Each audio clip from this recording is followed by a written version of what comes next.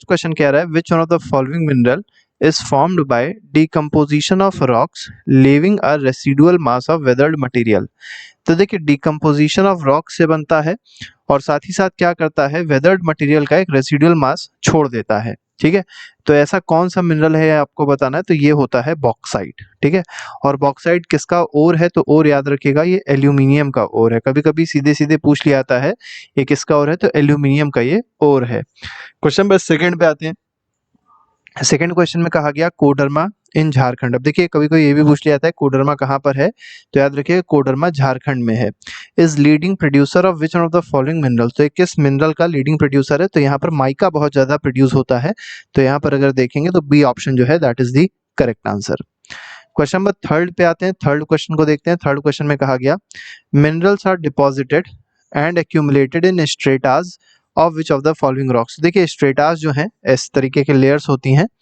आपको बताना है कौन सी ऐसी रॉक है जिसमें मिनरल्स स्ट्रेटास के फॉर्म में पाए जाते हैं, मतलब स्ट्रेटास में पाए जाते हैं, तो ये है सेडिमेंट्री रॉक। ठीक है, मेनली अगर आपसे ये पूछा जाए कि जितने भी फॉसिल फ्यूल्स होते हैं वो कौन सी रॉक में पाए जाते हैं, तो वो भी याद रखिएगा इन्हीं सेडिमेंट्री रॉक में पाए जाते हैं।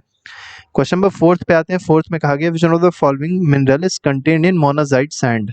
अब मोनाजाइट सैंड में कौन सा मिनरल पाया जाता है, तो इसमें मिलता है थोरियम। ठीक है, और आपको पता होगा ये बहुत ज्यादा रेडियो एक्टिव है और इससे न्यूक्लियर जो फिजन रिएक्शंस होती हैं वो इसी को एक तरीके से फ्यूल के रूप में यूज किया जाता है और फिजन रिएक्शंस होती हैं। ठीक है, तो मोनाजाइट सैंड याद रखिएगा, इसमें से क्या निकलता है, तो इसमें से थोरियम निकलता है।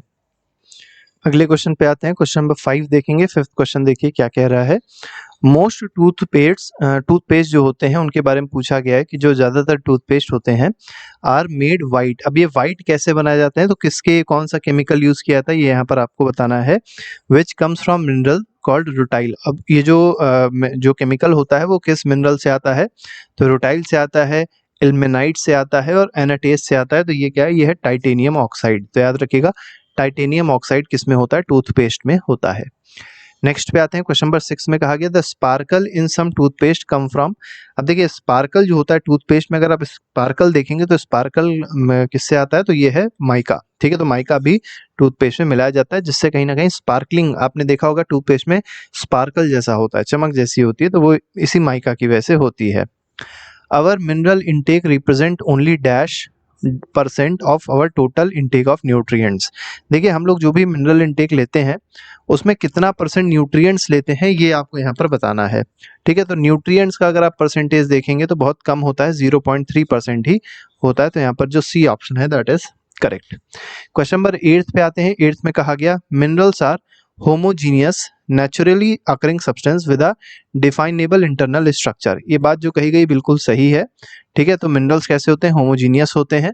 ठीक है, और साथ ही साथ नेचुरली अकरिंग होते हैं, मतलब इसको आर्टिफिशियली प्रिपेयर नहीं किया जाता है, नेचर में ही पाए जाते हैं। ठीक है, और इनका एक प्रॉपर डिफाइंड इंटरनल स्ट्रक्चर भी होता है। क्वेश्चन नंबर 9 पे आते हैं। Rocks are combination of homogeneous substance called.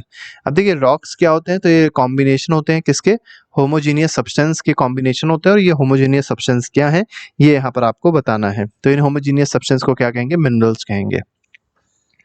Next पे आते हैं। 10th क्वेश्चन में कहा गया dash is used to describe an accumulation of any mineral mixed with other elements. तो देखिए जब मिनरल को किसी और एलिमेंट के साथ मिक्स किया जाता है तो क्या बनेगा, ये यहाँ पर मेनली आपसे पूछा गया है।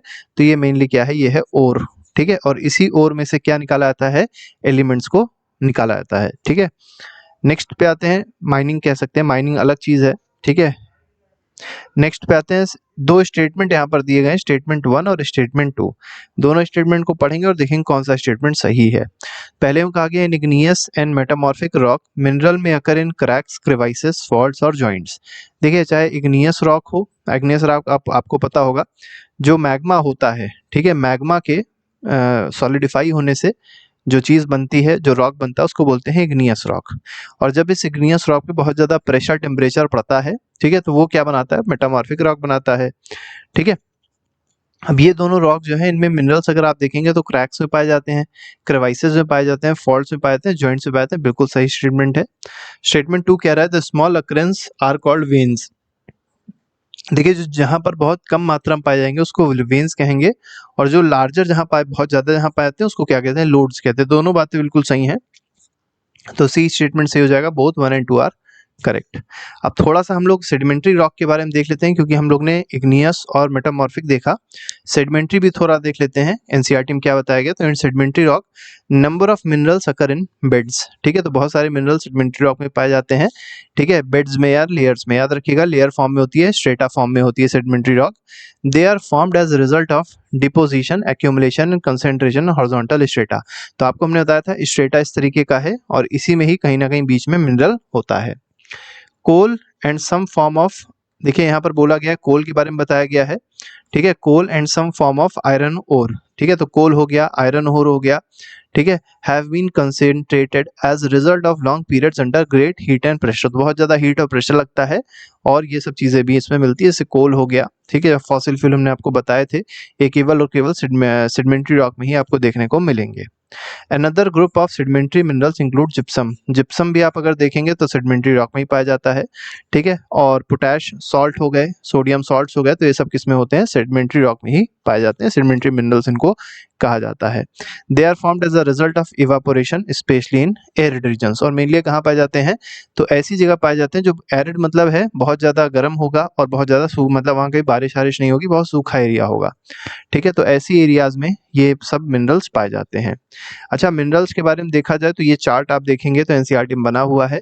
मिनरल्स मेनली अगर आप देखेंगे 3 तरीके के हैं, पहला है मेटालिक, दूसरा है नॉन मेटालिक और तीसरा है एनर्जी मिनरल्स। मेटालिक में भी देखेंगे एक फेरस है, फेरस का मतलब जिसमें आयरन होता है, जैसे आयरन ओर हो गया, मैग्नीज हो गया, आयरन या आयरन लाइक कह सकते हैं, और कोबाल्ट हो गया। नॉन फेरस जिसमें आयरन या आयरन लाइक प्रॉपर्टीज नहीं होती हैं, जैसे कॉपर हो गया, टिन हो गया, बॉक्साइट हो गया, लेड हो गया। प्रीशियस जो बहुत ज़्यादा महंगे होते हैं, बहुत ज़्यादा ऑर्नामेंट्स बनाने में यूज़ किए जाते हैं, जैसे गोल्ड, सिल्वर, प्लैटिनम हो गया। नॉन मेटेलिक मिनरल्स में मेटल नहीं होते, नॉन मेटल्स होते हैं, जैसे माइका हो गया, सॉल्ट हो गए, potash, sulphur, granite, limestone, marble और सैंडस्टोन। एनर्जी मिनरल्स क्या होते हैं, मतलब एक फॉसिल फ्यूल्स कह सकते हैं, जैसे कोल हो गया, पेट्रोलियम हो गया, नेचुरल गैस हो गई। तो ये भी एक तरीके की क्या है, मिनरल्स हैं। Certain minerals may occur as alluvial deposits in sand of valley floors और दी बेस ऑफ हिल्स। देखिए बहुत सारे ऐसे मिनरल्स हैं जो एल्यूवियल डिपॉजिट में पाए जाते हैं, ठीक है, और इनको क्या कहा जाता है, प्लेसर डिपॉजिट्स, मतलब ऐसे डिपॉजिट्स को प्लेसर डिपॉजिट्स भी कहते हैं, ठीक है। और ये ऐसे मिनरल्स होते हैं मतलब जो वाटर में कोरोड नहीं होंगे, मतलब वाटर में जिसमें जंग नहीं लगेगी, ठीक है। जैसे आयरन यहाँ नहीं मिलेगा, क्योंकि आयरन क्या होता है, वाटर के साथ तुरंत रिएक्ट करके कोरोजन कर देगा। तो प्लेसर डिपॉजिट्स में जो भी मिनरल्स पाए जाएंगे वो ऐसे मिनरल्स होंगे जो वाटर से कभी कोरोड नहीं होते हैं। तो कौन कौन से मिनरल पाए जाते हैं, जैसे गोल्ड हो गया, सिल्वर हो गया, टिन हो गया, प्लैटिनम हो गया। तो ये ऐसे मिनरल्स हैं जो वाटर के कांटेक्ट में आने पर कभी कोरोड नहीं होते हैं। तो आपसे कई कई ऐसे पूछा सकता है कि आपको 4 ऑप्शन दिए होंगे और पूछाएगा कि जो प्लेसर डिपॉजिट्स हैं उनमें कौन से मिनरल्स नहीं पाए जाते हैं। तो आपको जैसे मान लीजिए आयरन दे दिया गया, तो आयरन नहीं पाया जाएगा, तो बस ये याद रखिएगा जो वाटर के साथ कोरोड नहीं होते हैं वो इसमें पाए जाएंगे। 12th में आते हैं, dash mining in Jowai and Cherrapunji. देखिए जोआई और चेरापूंजी 2 जगह है और यहाँ पे एक खास तरीके की माइनिंग होती है, और वो करता कौन है, तो फैमिली मेंबर्स ही करते हैं in the form of long narrow tunnel. वो बिल्कुल लॉन्ग नैरो टनल, मतलब एक बहुत बड़ी सी टनल टाइप की बना देते हैं, और मतलब इस माइनिंग को कहते हैं रैट होल माइनिंग, ठीक है। अब ये रैट होल माइनिंग से मिलता क्या है इन लोग को, ये आपको बताना है। तो इसमें अगर देखेंगे तो कोल माइनिंग होती है ये, ठीक है। तो ऐसी माइनिंग करते हैं, घर के अंदर से एक टनल टाइप की बना देंगे और वहां से कोल निकाल लेंगे, ठीक है। तो कोल माइनिंग होती है ये। तो इस रैट होल माइनिंग में अगर पूछा जाए क्या निकलता है, तो कोल निकलता है, याद रखिएगा इस जगह पे। Which of the following statement is incorrect, आपको बताना है कौन सा इनकरेक्ट है। Peninsular rocks contain most of the reserves of coal metallic. देखिए जो पेनिनसुलर रॉक है, जैसे भारत का पेनिनसुला अगर देखा जाए तो ये पूरा जो पार्ट है डेक्कन वाला, एक तरीके से पेनिनसुलर है। पेनिनसुला क्या होता है, एक बार ये भी याद रखिएगा, जो 3 साइड से पानी से घिरा होता है उसको पेनिनसुला कहते हैं। जैसे आप ये हमारा साउथ इंडिया देखेंगे, अपना जो साउथ इंडिया है, ठीक है, उसमें अगर आप देखेंगे तो इधर लेफ्ट से अगर आप देखेंगे तो क्या है, यहाँ पर अरेबियन सी है, इधर देखेंगे बे ऑफ बंगाल है, और साउथ में देखेंगे तो इंडियन ओशन है। तो 3 साइड पे ये कहीं ना कहीं ओशन से घिरा हुआ है या सीज से घिरा हुआ है, वाटर बॉडीज से घिरा हुआ है, तो इसलिए इसको क्या बोलते हैं, पेनिनसुलर इंडिया बोलते हैं। तो पेनिनसुलर रॉक्स में मेनली अगर आप रिजर्व्स देखेंगे तो कोल के रिजर्व्स पाए जाते हैं, मेटालिक मिनरल्स भी पाए जाते हैं, माइका पाया जाता है, और कई सारे नॉन मेटालिक मिनरल्स भी, मतलब मिनरल रिच होता है ये। बिल्कुल सही स्टेटमेंट है। सेकंड में कहा गया sedimentary rocks on western and eastern flank of peninsula, तो वेस्ट फ्लैंक ये वाला हो गया, ईस्ट फ्लैंक ये वाला हो गया, ठीक है। In Gujarat and Assam have most of the petroleum deposits, तो पेट्रोलियम डिपॉजिट्स अगर आप देखेंगे तो गुजरात और असम में ही पाई जाती है, और ये कहीं ना कहीं ईस्ट और वेस्ट फ्लैंक्स हैं, ठीक है, पेनिनसुला के। बात बिल्कुल सही है। थर्ड पे आते हैं, थर्ड में कहा गया Rajasthan with rock system of the peninsula has reserves of many ferrous mineral non ferrous minerals, तो राजस्थान में अगर देखा जाए तो राजस्थान भी अगर देखा है with rock system of peninsula की तरह ही रॉक सिस्टम यहाँ पर भी है, और यहाँ पर भी कई सारे नॉन फेरस मिनरल्स पाए जाते हैं, जैसे एक बहुत इंपॉर्टेंट माइन है खेतरी माइन, ठीक है। तो खेतरी माइन कहाँ पर है? राजस्थान में, और किसके लिए फेमस है? कॉपर के लिए फेमस है, और कॉपर क्या है? नॉन फेरस मिनरल है। बिल्कुल सही स्टेटमेंट है। फोर्थ में कहा गया the vast alluvial plains of North India are almost devoid of economic minerals. अब देखिए जो एलुवियल प्लेन्स हैं हमारे नॉर्थ इंडिया के, एलुवियल प्लेन्स मेनली अगर आप देखेंगे तो गंगा और यमुना के बीच में जो दोआब वाला रीजन है वो मेनली एलुवियल प्लेन्स हैं, ठीक है, जिसको ग्रेट प्लेन्स भी कह सकते हैं। यहाँ पर कोई भी इकोनॉमिक मिनरल्स मतलब मिनरल्स यहाँ ज़्यादा नहीं पाए जाते हैं। बात बिल्कुल सही है, तो चारों स्टेटमेंट सही, कोई भी स्टेटमेंट इसमें गलत नहीं है। तो इसमें अगर ई स्टेटमेंट होता नन ऑफ दी अबव, वो ऑप्शन इसमें हम लोग टिक लगाते हैं, ठीक है। तो नेक्स्ट क्वेश्चन पे आते हैं। 14th क्वेश्चन देखिए क्या कहा गया, the concentration of mineral in the ore, the ease of extraction and closeness to the market play an important role in affecting the economic viability of a reserve. देखिए reserve की economic viability मतलब reserve अच्छा कब है, ठीक है, जब वहां पर अगर आप देखेंगे एक्सट्रैक्शन आसानी से हो सके, मार्केट के पास में हो, ठीक है। तो ये सारी चीजें अगर है तो कहीं ना कहीं रिजर्व अच्छा माना, ठीक है। तो इकोनॉमी जो होगी रिजर्व की वो बहुत अच्छी होगी। तो ए ऑप्शन बिल्कुल सही है, बिल्कुल सही बात कही गई है। नेक्स्ट क्वेश्चन पे आएंगे, क्वेश्चन नंबर 15 है। 15th क्वेश्चन में कहा गया ferrous mineral account for dash of the total value of production of metallic minerals. अब देखिए मेटालिक मिनरल्स में अगर देखा जाए तो फेरस मिनरल जो होते हैं वो कितने परसेंटेज होते हैं टोटल आपको बताना है। तो 25% जो है वो यहाँ पर अगर देखें तो अगर 3/4 है, ठीक है, तो 25% तो नॉन मेटेलिक होते हैं, और 75% क्या होते हैं मेटालिक मिनरल में फेरस मिनरल्स आपको देखने को मिलेंगे। जो प्रोडक्शन होता है वो मेनली फेरस मिनरल्स का होता है 75%। नेक्स्ट पे आते हैं, क्वेश्चन नंबर 16 में कहा गया which of the following basic mineral, मतलब आपको बताना है कौन सा इसमें बेसिक मिनरल है जिसको बैकबोन ऑफ इंडस्ट्रियल डेवलपमेंट भी कहा जाता है। तो ये कौन सा मिनरल है? तो ये आयरन ओर होता है। नेक्स्ट में आते हैं, क्वेश्चन नंबर 17 में कहा गया मैग्नेटाइट। अब देखिए आपको मैग्नेटाइट के बारे में कुछ इन्फॉर्मेशन दी गई है, तो देखिए इसमें देखिए क्या कहा गया, इसमें कहा गया magnetite is finest ore with very high content of iron up to 70%, ठीक है। तो मेनली आपको बताना क्या है, इसमें बताना है कि मैग्नेटाइट जो है वो किस चीज का ओर है, किस मेटल का ओर है? ये आयरन का ओर है, ठीक है। मैग्नेटाइट और हेमेटाइट अगर आपसे पूछे जाएं तो ये दोनों ओर किसके होते हैं? दोनों आयरन के ओर हैं। तो यहाँ पर बी ऑप्शन सही है, और याद रखिएगा इसमें 70% आयरन होता है, तो बहुत ज्यादा मात्रा में इसमें आयरन पाया जाता है। अच्छा, मैग्नेटाइट के बारे में कुछ और बातें दी गई हैं। मैग्नेटाइट नाम से पता चल रहा है इसके अंदर मैग्नेटिक क्वालिटीज हैं, ठीक है, इसीलिए इसको इलेक्ट्रिकल इंडस्ट्रीज में यूज किया जाता है। हेमेटाइट और भी कहीं ना कहीं आयरन का ही और है, ठीक है, तो ये भी इंडस्ट्रीज में बहुत ज्यादा यूज होता है, लेकिन इसमें अगर आप देखेंगे तो आयरन का जो कंटेंट है वो थोड़ा सा कम है। उसमें 70% था, तो इसमें कितना है? 50 to 60% ही पाया जाता है आयरन इसमें। देखिए कुद्रेमुख के बारे में आपने सुना होगा, कुद्रेमुख माइन है, तो कुद्रे इन कन्नड़। अब देखिए कन्नड़ में कुद्रे का मतलब क्या होता है ये यहाँ पर आपको बताना है, ठीक है। तो कुद्रे का मतलब होता है हॉर्स, ठीक है, और कुद्रे मुख मतलब हॉर्स की तरह मुंह वाला, ठीक है। तो मेजर आप देखिए आयरन ओर की यहाँ पर बेल्ट्स दी गई हैं, क्योंकि आपसे पूछी जा सकती है आयरन ओर की बेल्ट्स क्या क्या हैं भारत में। तो Orissa high grade hematite ore is found in Badam Pahar mines इन मयूरभंज और केओंझर डिस्ट्रिक्ट। तो मयूरभंज और केओंझर कहाँ पर है? उड़ीसा में है, ये आयरन ओर की माइंस है, ठीक है। इसके बाद अगर आप देखेंगे तो सिंहभूम जो हो गई डिस्ट्रिक्ट, ये कहाँ पर है? झारखंड में है, ये भी किसकी माइन है? आयरन ओर की माइन है। दुर्ग बस्तर में अगर आप देखेंगे तो यहाँ पर भी जो छत्तीसगढ़ में है ये भी आयरन ओर की माइन है, छत्तीसगढ़ और महाराष्ट्र की बेल्ट है मेनली, ठीक है।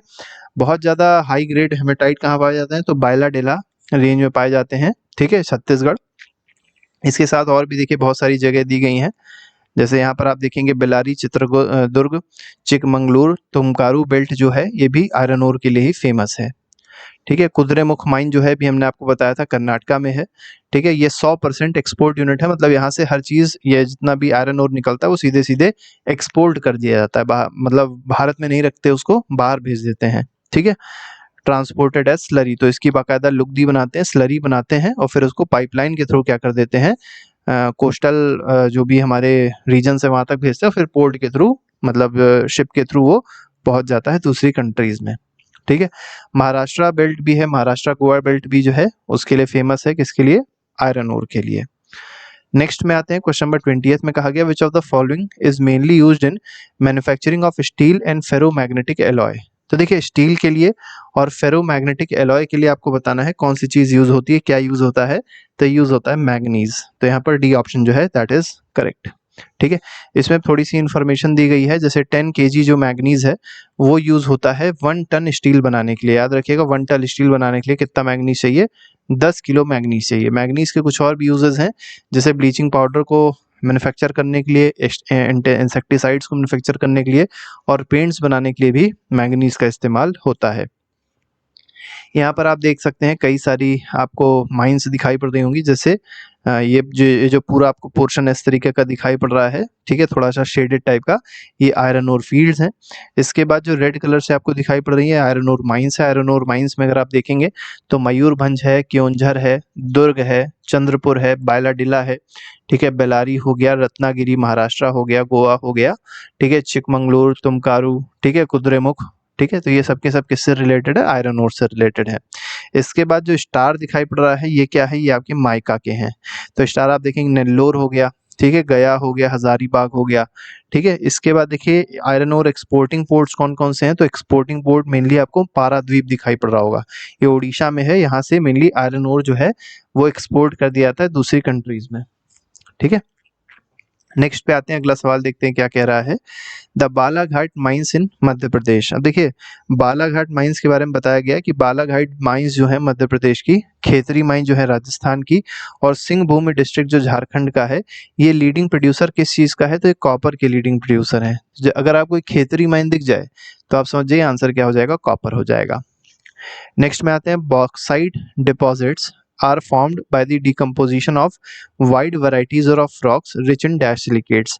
देखिए, जो बॉक्साइट डिपॉजिट्स होते हैं वो मेनली ऐसी जगह पाए जाते हैं, मेनली ये डिपॉजिट्स ऐसे पाए जाएंगे, ठीक है, जहां पर डिकम्पोजिशन होता है रॉक्स का, ठीक है, और ऐसे रॉक्स का जिनमें एल्यूमिनियम सिलिकेट्स ज्यादा होगा। तो यहाँ पर बी ऑप्शन सही है, जिसमें एल्यूमिनियम, तो यहाँ पर एल्यूमिनियम सिलिकेट्स होगा, वो ज्यादा होना चाहिए, क्योंकि बॉक्साइट किसका और है, एल्यूमिनियम का और है, तो एल्यूमिनियम सिलिकेट का होना जरूरी है। ठीक है, अब अगर बॉक्साइट डिपॉजिट्स अगर भारत में देखें कहाँ कहाँ पाए जाते हैं, तो अमरकंटक में हो गया, ठीक है, माइकाल हिल पे हो गया, बिलासपुर कटनी भी बॉक्साइट बहुत ज्यादा पाए जाते हैं। अगले क्वेश्चन पे आते हैं, क्वेश्चन नंबर 23 देखिए क्या कह रहा है। इसमें कहा गया due to excellent dielectric strength, मतलब इसके पास जिसकी बात हो रही है, जिस मेटल की, उसकी डाइलेक्ट्रिक स्ट्रेंथ ज्यादा होती है, पावर लॉस फैक्टर कम होता है, इंसुलेटिंग प्रॉपर्टी होती है, हाई वोल्टेज के प्रति रेजिस्टेंस भी बहुत ज़्यादा होता है। ठीक है, ये और इसको इलेक्ट्रिक और इलेक्ट्रॉनिक इंडस्ट्रीज में इसीलिए यूज़ करते हैं। तो ये कौन सा मेटल है, तो माइका है। ठीक है, माइका के बारे में थोड़ी सी और बातें दी गई हैं कि कहाँ पाया जाता है। मेनली अगर आप देखेंगे तो माइका के जो डिपॉजिट्स हैं वो छोटा नागपुर प्लेट्यू हो गया, कोडरमा गया, हजारीबाग बेल्ट हो गई झारखंड में, ठीक है, ये सब जगह पे मेनली माइका पाया जाता है। राजस्थान में अगर आप देखेंगे यहाँ पर भी माइका पाया जाता है, अजमेर के पास में। ठीक है, नेलोर में भी आपको डायग्राम में दिखाया था मैप में, तो वहां पर भी माइका की बेल्ट है, और ये कहाँ पर है, आंध्र प्रदेश में है। ठीक है, तो इन सब जगहों पे माइका बहुत ज्यादा प्रोड्यूस होता है। 24th क्वेश्चन पे आते हैं। 24th क्वेश्चन में कहा गया the total volume of workable mineral deposit is an insignificant fraction. तो देखिए, वर्केबल मिनरल डिपॉजिट जो है ये बहुत थोड़ा सा है। ठीक है, अर्थ क्रस्ट का अगर देखेंगे तो कितने अर्थ क्रस्ट के पोर्शन पे मेनली आपको बताना है कि मिनरल पाए जाते हैं, वर्केबल मिनरल पाए जाते हैं, यहाँ पर ये चीज यहाँ पर पूछी गई है। ठीक है, तो ये केवल 1% सूची अर्थ क्रस्ट में मिनरल पाए जाते हैं, तो यहाँ पर सी ऑप्शन इज करेक्ट। ठीक है, इसमें देखिए एक चीज और है कि मिनरल रिसोर्सेज जो होते हैं, इसीलिए इनको क्या कहा जाता है, फाइनाइट कहा जाता है, मतलब अनलिमिटेड नहीं है, और साथ ही साथ नॉन रिन्यूएबल है। अब आप समझ सकते हैं इसको ऐसा क्यों कहा जा रहा है। स्टेटमेंट से रिलेटेड क्वेश्चन है। स्टेटमेंट 1 दिया गया, कन्वेंशनल सोर्सेज इंक्लूड। अब देखिए, कन्वेंशनल सोर्सेज मतलब एक तरीके से जो बहुत पहले यूज हुआ करते थे, एनर्जी प्रोड्यूस करने के लिए, जैसे फायरवुड हो गया, कैटल डंग केक हो गए, ठीक है, कोल हो गया, पेट्रोलियम हो गया, नेचुरल गैस हो गया, और इलेक्ट्रिसिटी इन्हीं से ही मेनली प्रोड्यूस होती थी, ठीक है, हाइडल और थर्मल दोनों। स्टेटमेंट 2 में क्या कहा गया, नॉन कन्वेंशनल सोर्सेज में अगर देखेंगे तो सोलर एनर्जी हो जाएगी, विंड एनर्जी हो जाएगी, विंड मतलब विंड सोर्सेज हो जाएंगे, टाइडल हो गया, जियोथर्मल हो गया, बायोगैस हो गया और एटॉमिक एनर्जी हो गई। तो ये सब अभी नए उसमें आई हैं, ठीक है, मतलब एक तरीके से 21st सेंचुरी में इन्वेंट हुई हैं। तो यहाँ पर दोनों बातें बिल्कुल सही हैं, ठीक है। तो कन्वेंशनल सोर्सेज और नॉन कन्वेंशनल सोर्सेज आपको दोनों पता होने चाहिए। अच्छा, बच्चे कंफ्यूज होते हैं कि कन्वेंशनल को कभी कभी हो तो वो लोग क्या बोल देते हैं, नॉन रिन्यूएबल बोल देते हैं, और यहाँ पर क्या बोल देते हैं, नॉन कन्वेंशनल को रिन्यूएबल बोल देते हैं। देखिए, दोनों अलग अलग चीजें हैं। कन्वेंशनल हो सकता है कि नॉन रिन्यूएबल हो, लेकिन कन्वेंशनल का मतलब नॉन रिन्यूएबल नहीं होता है। कन्वेंशनल का मतलब आपको पता होना चाहिए, कन्वेंशनल जो पहले यूज होता था, मतलब आज से बहुत सालों पहले भी इसको यूज करते थे। लेकिन नॉन कन्वेंशनल का मतलब क्या है, जो बहुत सालों पहले यूज नहीं होता। जैसे सोलर पावर की बात अगर करी जाए तो आज से अगर 20-30 साल पहले चलिए तो इसके बारे में ज्यादा किसी कुछ पता भी नहीं था, ठीक है। तो कहीं ना कहीं ये डिफरेंस होता है। तो यहाँ पर फिलहाल दोनों ऑप्शन सही है, तो इसमें C option is correct, both 1 and 2 are correct. 26th question देखिए, इसमें क्या कहा गया, decaying plants in swamps produces dash. अब देखिए, जो स्वैम्स होते हैं मेनली दलदली एरिया जो होते हैं, उसमें अगर आप देखेंगे तो वो वहां पर कौन सा कोयला निकलता है, विच हैज लो कार्बन, मतलब ऐसा कोयला निकलता है जिसमें कार्बन कंटेंट कम होता है, मॉइस्चर का कंटेंट ज्यादा होता है और हीटिंग कैपेसिटी भी कम होती है। तो ये किस में होता है, तो ये पीट होती है, ठीक है। ऐसे कोल को पीट कहते हैं। पीट मतलब सबसे निम्न स्तर का जो कोल होता है उसको पीट कहा जाता है। नेक्स्ट में आते हैं 27th क्वेश्चन में, देखिए क्या कहा गया। इसमें कहा गया है, which of the following is a low grade brown coal. अब देखिए, लो ग्रेड है, ब्राउन कोल है, ठीक है, ये सॉफ्ट भी होता है और साथ ही साथ इसमें मॉइस्चर कंटेंट भी ज्यादा होता है। तो ये कौन सा है, ये है लिग्नाइट, ठीक है। तो पीट सबसे बेकार है और उसके बाद क्या होता है, लिग्नाइट होता है। इसके बाद बिट्यूमनस आता है और सबसे अच्छा कौन सा होता है, सबसे ज्यादा कार्बन कंटेंट होता है एंथ्रासाइट में, ठीक है। भारत में सबसे ज्यादा कौन सा पाया जाता है, बिट्यूमनस पाया जाता है, याद रखिएगा। Principal lignite reserves in Neyveli. अब देखिए, जो लिग्नाइट है सबसे ज्यादा कहाँ पाया जाता है, तो इसके रिजर्व्स कहाँ पर है, नेवियाली में है, और ये कहाँ पर है, तमिलनाडु में है।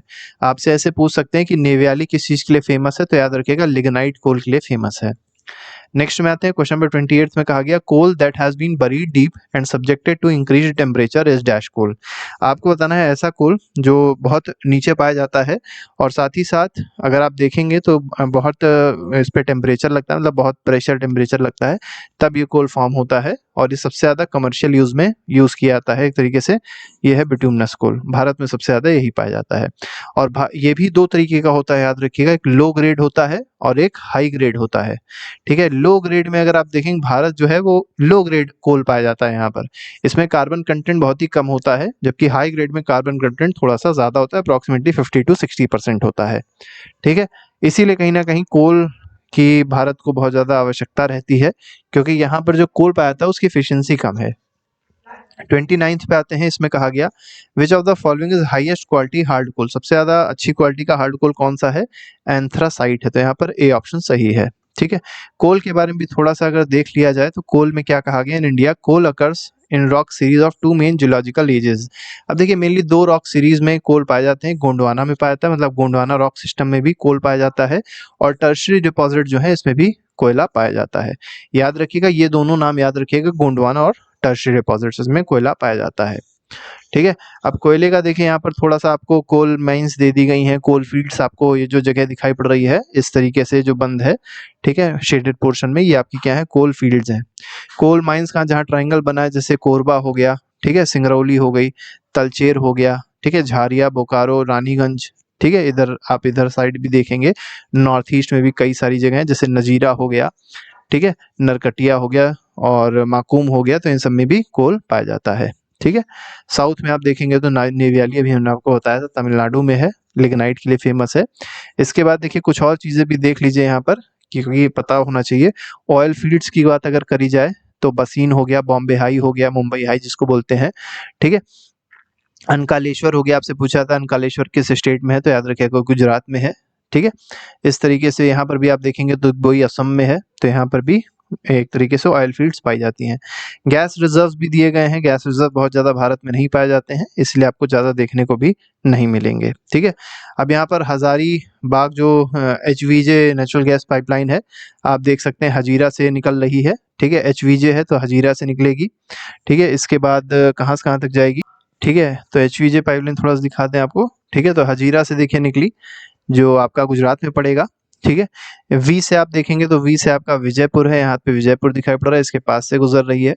और जगदीशपुर आपका उत्तर प्रदेश में बनारस के पास है, वहां पर ये जाती है। मतलब इस तरीके से लंबी सी पाइपलाइन है नेचुरल गैस की।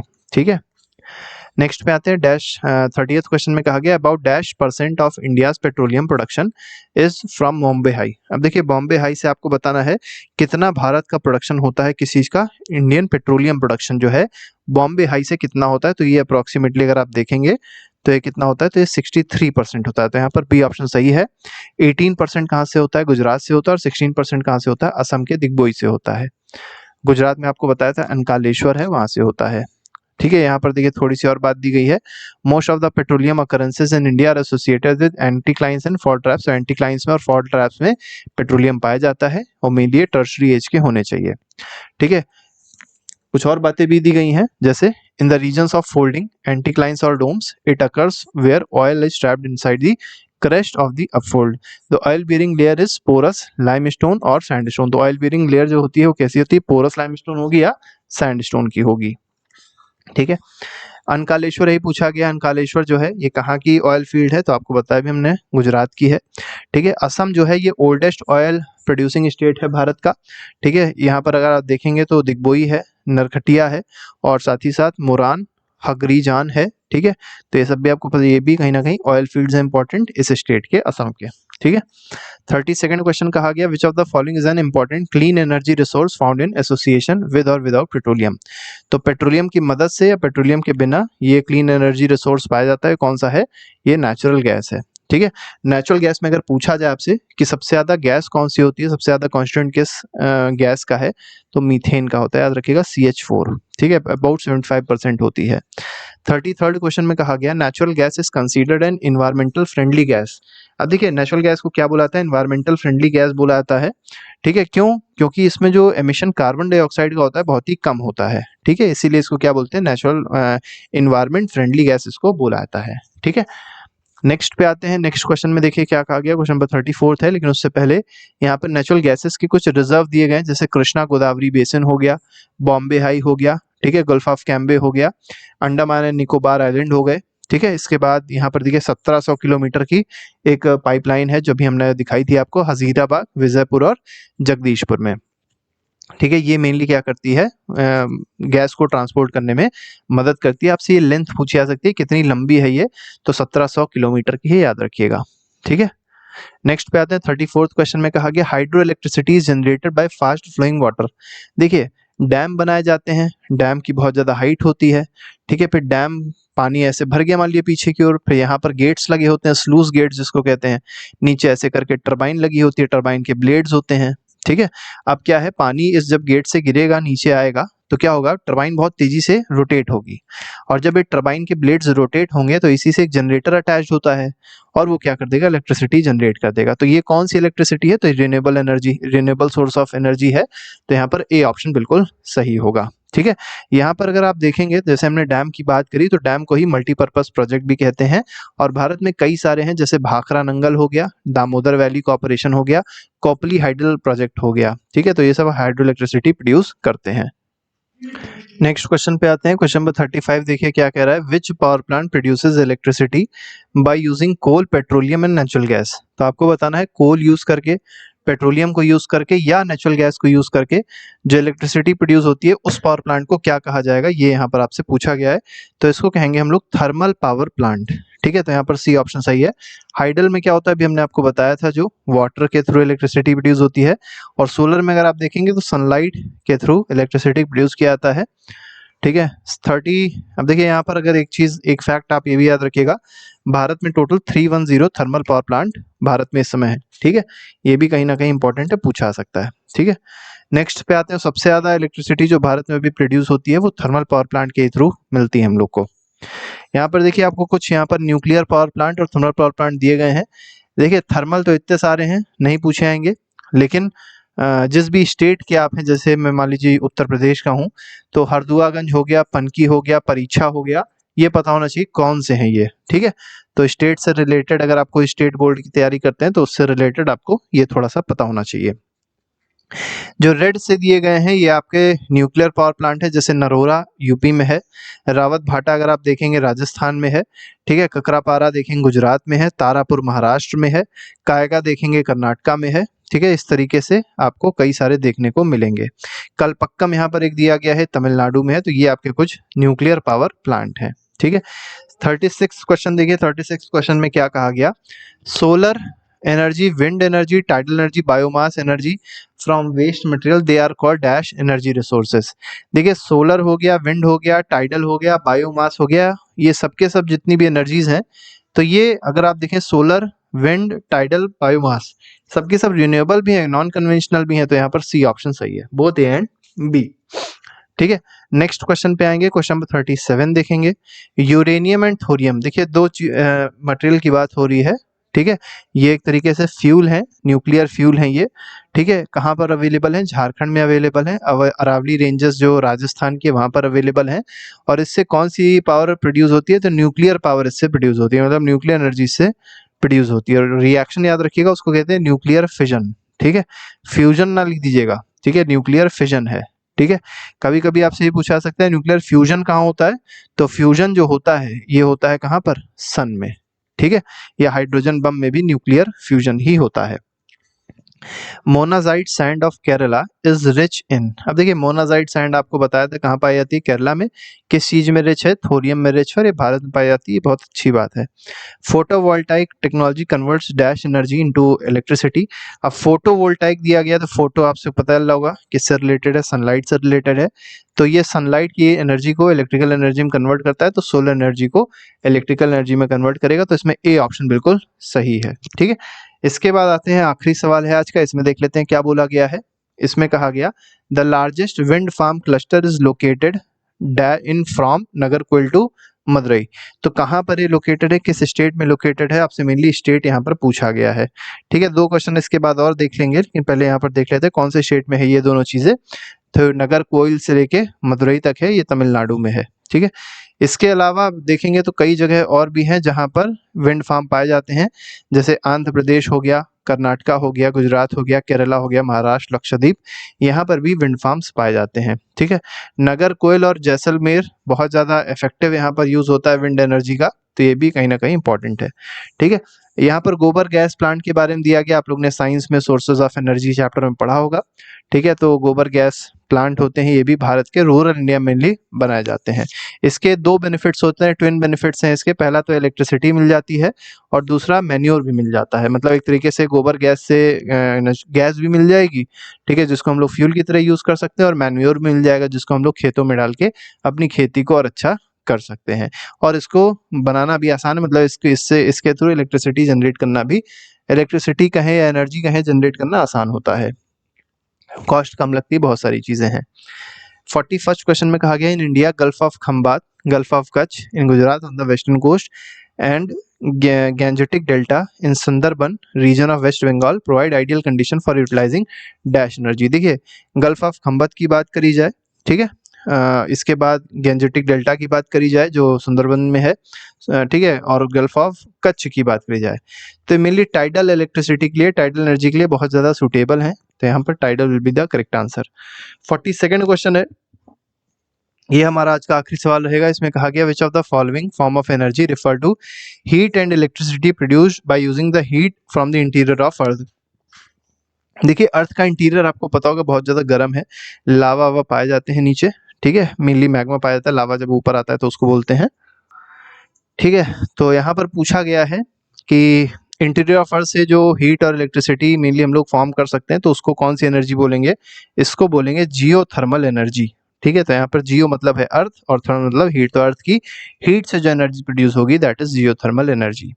अब इसके लिए हॉट स्प्रिंग्स होते हैं कई सारे, ऐसे हमारे देश में देखेंगे तो कई सारे हॉट स्प्रिंग्स हैं जहाँ से जियोथर्मल एनर्जी को निकाला जा सकता है, मतलब क्रिएट किया जा सकता है। पार्वती वैली है, ये कहाँ पे है, तो मणिकरण में है, हिमाचल प्रदेश में है। ठीक है, पूगा वैली कहाँ पर है? लद्दाख में है। ठीक है, इसके अलावा एनर्जी कंजर्वेशन जो है बहुत ज़्यादा इंपॉर्टेंट है, क्योंकि आपको पता होगा कि हम लोग के पास जो रिन्यूएबल रिसोर्सेज हैं वो तो कम है, लेकिन नॉन रिन्यूएबल रिसोर्सेज, मतलब रिन्यूएबल रिसोर्स अभी हम लोग उतना डेवलप नहीं कर पा रहे हैं, लेकिन नॉन रिन्यूएबल रिसोर्स अगर आप देखेंगे जैसे कोल हो गया, पेट्रोलियम हो गया, तो बिल्कुल ख़त्म होने वाले हैं। ठीक है, तो इसके लिए दो तरीके हैं। पहला, सस्टेनेबल एनर्जी यूज़ करिए, एफिशिएंट यूज़ करिए एनर्जी का। और इंडिया एक ऐसी कंट्री है जहाँ पर एनर्जी देखेंगे तो एफिशिएंटली यूज़ नहीं होती है। पब्लिक ट्रांसपोर्ट सिस्टम को यूज़ करना चाहिए, अपनी व्हीकल से कम चलना चाहिए। तो बहुत सारे इसके तरीके हैं जिससे हम लोग एनर्जी को कंजर्व कर सकते हैं। तो एनर्जी कंजर्वेशन और सस्टेनेबल एनर्जी का यूज़, ये दोनों चीज़ें अगर करते हैं तो कहीं ना कहीं एनर्जी के आगे प्रॉब्लम नहीं होने वाली है। ठीक है, तो और भी कई सारे इसके तरीके दिए हैं इसको सही करने के, मतलब इसको प्रिवेंट करने के, प्रोटेक्ट करने के, कंजर्व करने के, वो आप लोग यहाँ पर पढ़ सकते हैं। तो इसके अलावा आपको लगता होगा कि पूरी एनसीईआरटी हम लोग ने कवर कर दी एमसीक्यूज के थ्रू, और इसी तरीके से और भी कई सारे चैप्टर्स हैं जो हम लोग ने एमसीक्यूज के थ्रू ही पूरी एनसीईआरटी को कवर किया है। उसको आप लोग प्लेलिस्ट में देख सकते हैं और अपना रिवीजन अच्छे से कर सकते हैं। तो अभी के लिए फिलहाल नहीं, thank you very much, good bye, जय हिंद।